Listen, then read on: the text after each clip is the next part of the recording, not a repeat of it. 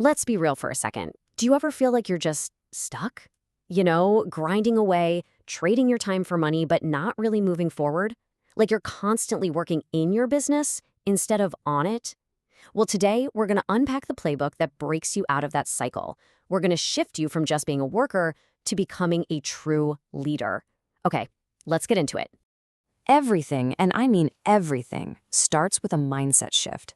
On one side, you've got what I call the freelancer mindset. This is where you're trading hours for dollars, you're buried in the day-to-day chaos, and you're saying yes to pretty much everything that comes your way just to keep the lights on. But on the other side, that's the CEO mindset. This is all about building a system, something that makes money without you having to be there every second. It's about working on the big picture and, crucially, having the confidence to say no to opportunities that don't fit. And this leads us right into Act 1, the mindset trap. See, that feeling of being stuck, it's not your fault, and it's not an accident. It's a very common trap, and it's built entirely on how we've been taught to think about work. So this is the big question you have to ask yourself. Right now, are you just building a more demanding, more stressful job for yourself? Or are you actually building a system that works for you even when you step away?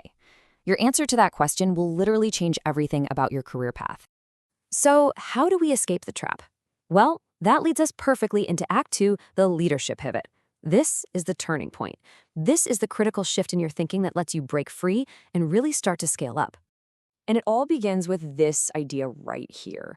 We have this image of a leader as someone with all the power, all the authority, right? But the real secret, the actual truth is, leadership is not about authority. It's about humility. And I love how this slide breaks it down. The old, outdated model of authority is all about having all the answers, telling people exactly what to do, and keeping a tight grip on control. But the new model, the one that actually works, is built on humility. It's about asking the right questions, empowering your team to think for themselves, and you, as the leader, taking ownership of all the outcomes, the good and the bad. And this right here, this is the core of it all. Your real job is to work for your team, not the other way around. The second you realize that your role is to be a resource for them, to clear roadblocks out of their way, and to give them what they need to succeed, well, that's the exact moment your entire career, your entire business really starts to grow. So once you've got that mindset dialed in, we can move on to Act 3, the strategic hiring playbook. Because let's face it, you can't do this alone. So let's talk about how to build a team that actually shares this new way of thinking. You know, Jeff Bezos said it perfectly. I'd rather interview 50 people and hire no one than hire the wrong person. This isn't just some catchy phrase. It's a deep philosophy. Almost every bad hire happens because of pressure. The pressure to just get a body in a seat. Your number one strategic advantage is simply resisting that pressure. Now, Amazon literally built its empire on a few core hiring rules that any of us can adapt. The playbook is simple. Use a bar raiser to keep quality high. Hire for the future you, not the current you. Hire for your company's DNA. Use a structured process so you can move faster. And when you find truly exceptional talent, fast-track them. Okay, let's zoom in on that first one because it's a game changer. A bar raiser is basically a quality control inspector for people. It's a trained, objective interviewer who isn't even on the hiring team. They have total veto power, and their only mission is to stop a bad hire from happening and protect the company culture. And you might be wondering, does this really work? Yeah, it absolutely works. Amazon found that teams who used bar raisers consistently saw their performance jump by 30% in just 1 year. That is a huge impact from just being disciplined and objective in your hiring. But here's the catch. You can have the best hiring strategy in the world, but even the most amazing candidates can't raise your bar if their resume gets tossed in the digital trash can by a robot before a human even sees it. And this is a massive problem. Get this. A staggering 75% of all resumes are rejected by what's called an applicant tracking system, basically a bot, before they ever land in front of a real person. And this is exactly why I wanted to talk about today's sponsor, MobileCV.ai, because they've built a solution to this exact problem.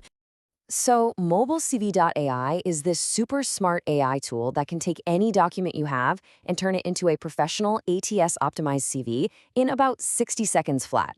It gets you past those resume-rejecting bots because it uses these world-class latex templates that are perfectly formatted for the machines to read.